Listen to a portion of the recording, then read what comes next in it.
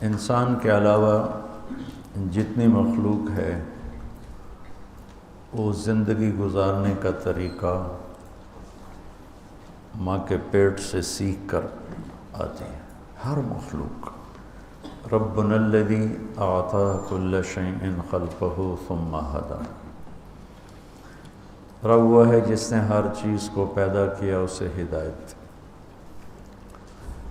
تو دنیا میں جتنی مخلوقات ہیں، نباتات ہیں، حیوانات ہیں، پرندے ہیں، انہیں صحیح طریقہ زندگی گزارنا سیکھنا نہیں پڑتا. ان کا آٹو پہ چل رہا ہے سارا. جس جانور نے دودھ دینا ہے وہ آٹو پہ لگا ہوا ہے، اس نے دودھ دینا ہے. جس نے بچہ دینا ہے، کس نے انڈے دینے ہیں، کس کے منہ میں زہر بنے گا، کس کے پنجے ہوں گے، کس کے نوکیلے دانت ہوں گے، کس کے پر ہوں گے، کس نے گوشت کھانا ہے، کس نے پتے کھانے ہیں، کس نے کیڑے کھانے ہیں. ایک کتا نما جانور چونٹیاں کھاتا ہے، چونٹیاں. تو اس کو اتنی طاقت اللہ نے دی ہے کہ وہ زمین کو سونگھتا جاتا ہے. تو جہاں نیچے چونٹیوں کا گھر بنا ہوتا ہے وہاں وہ کھدائی کرتا ہے اور پھر اپنی زبان سے چاٹ چاٹ کے وہ چونٹیاں کھاتا ہے. سی برفانی ریچھ ہے انٹارکٹیکا میں، وہ وہاں کا جو عجیب سا جانور ہے پانی کا وہ اسے کھاتا ہے.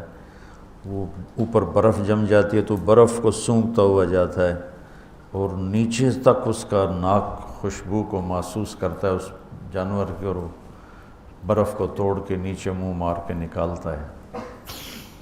تو اسی طرح ہر مخلوق کو اللہ تعالیٰ نے اپنی زندگی گزارنے کا صحیح طریقہ آٹو پہ لگا دیا. انسان کا چونکہ پیپر ہے، یا یہ آخرت میں ناکام ہے یا کامیاب ہے، تو اس کے اندر دونوں سسٹم چالو کر دیے. یہ باہر سے لیتا ہے.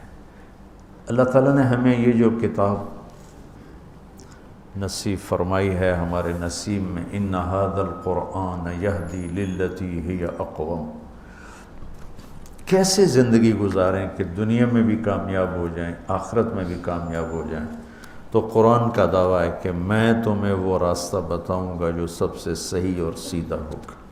اس کتاب کے علاوہ کائنات کی کوئی کتاب نہیں جو یہ دعویٰ کر سکے.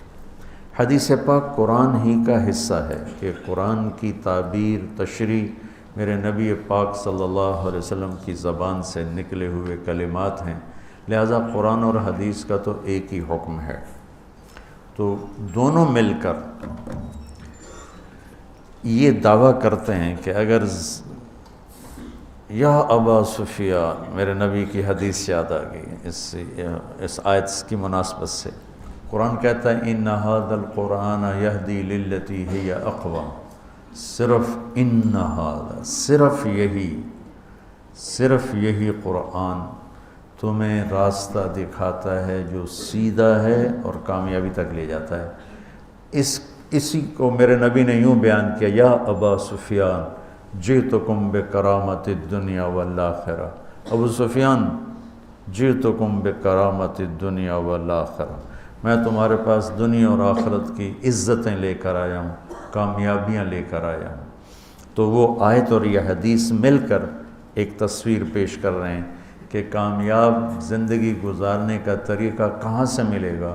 کسی کالج سے نہیں، کسی یونیورسٹی سے نہیں، انسانی علوم جو بے شمار بن چکے ہیں اس میں نہیں، بلکہ یہ اللہ کے بھیجے ہوئے علم میں، جس کو اللہ کہتا ہے انہ لقول فصل وما هو بالحزل. یہ فیصلہ کن ہے، اس میں کوئی تبدیلی نہیں آ سکتی. تفصیل الکتاب لا ریب فیہ، الف لام میم ذالک الکتاب لا ریب فیہ لا یاتیہ الباطل من بین یدیہ ولا من خلفہ. اس کو کسی طرف سے بھی کوئی غلط چیز اس کے قریب سے بھی نہیں گزر سکتی. اس کے اندر کہاں سے آئے گی، اس کے قریب سے بھی نہیں گزر سکتی. تو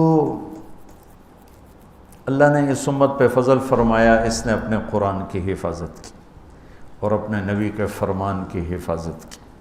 ہم تک کسی نبی کی امت نے نہ اپنی کتاب کی حفاظت کی، نہ اپنے نبی کے فرمان کی حفاظت کی۔ ان انبیاء کے فرمان تو ہیں ہی نہیں ان کے پاس، جو کتابیں ہیں وہ ٹرانسلیٹڈ ہیں، وہ پتہ نہیں ہے کہ اس کی اصل کیا ہے، ترجمہ سامنے پڑا ہوا ہے، اس ترجمے کا کیا اعتبار ہے کہ یہ اسی کتاب کے مطابق ہے جو عیسیٰ علیہ السلام پر آیا تھا، پر اتری تھی۔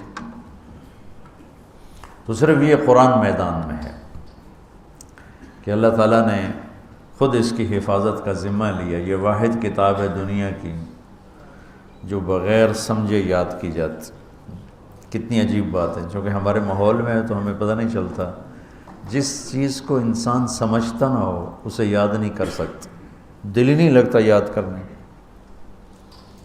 اور جس چیز کو سمجھتا ہے اسے یاد کرنے میں دل لگتا ہے۔